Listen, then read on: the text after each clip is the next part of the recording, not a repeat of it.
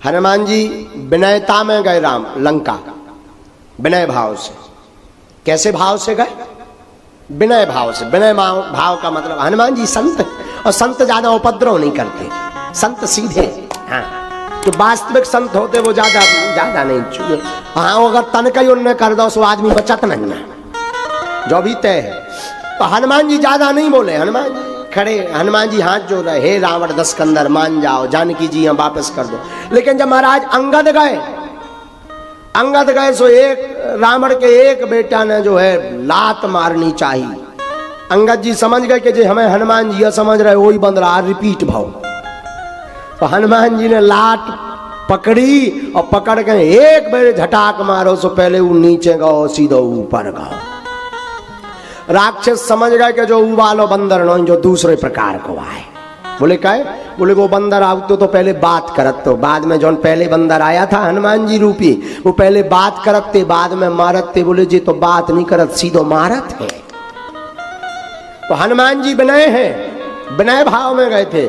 लेकिन अंगद जी विनय, देखो हनुमान जी गए थे शास्त्र रूप में, अंगद गए हैं लंका में शस्त्र रूप में। और जब लंका में जब अंगद जी ने दो चार हाँ मार दो तो सारे राक्षस हाथ जोड़ के खड़े हो गए। अंगद जी रास्ता पूछे ना, पहले ही बता देते हो जाओ।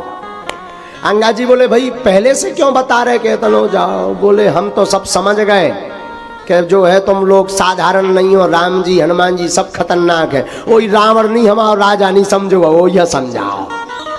साहब हाथ जोड़ के बोले तैयो जाओ, सीधे सीधे जाओ। एक तो मिलो सो बोले महाराज हम गेट खोले जाएंगे, आ जाओ। अंगद जी बोले इतना स्वागत क्यों? बोले कुछ नहीं, बोले हम समझ गए कि अगर ज्यादा कछु कर भी सो पहले नीचे और फिर ऊपर। अंगद गए रावण के सामने, रावण के सामने गए तो रावण अंगद को देख करके बोला क्या हो बंदर? जो बोले हाँ दस्कंदर। एक जने बोले कि राजा है, यहाँ का लंका का राजा है, आप ऐसे बात करते? बोले वो बोले बंदर और हम श्रीमान जी बोले हैं। वो कह रहा है बंदर। तो अंगद जी बोले हाँ दस्कंदर।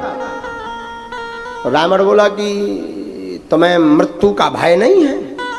बोले तुम्हें नहीं है, हमें तो है, तुम्हें नहीं है। रावण खूब समझाता अंगद। अच्छा, रावण अंगद से समझाता, अंगद भी अंगद से कहता कि तुम्हारे पिताजी का क्या हाल किया उन वनवासियों ने, तुम उन्हीं का साथ देते हो। अंगद जी बोले उन्होंने ठीक किया, अगर वो ऐसा नहीं करते तो हमारे पिताजी ठिकाने भी ना लगते।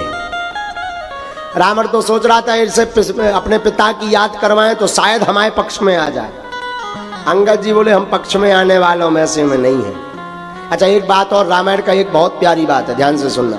रामायण में कुशल है कि राम जी बंदर लेवा गए थे लंका, जो सेना लेवा गए थे वो बंदरों की। काय की लेवा गए थे? बंदरों की। कुशल है भगवान राम जी लंका में बंदरों की सेना लेवा गए थे। अगर आदमी की लेवा जाते तो सोने की लंका देख के आधे आदमी तो रावण के पक्ष में हो जाते।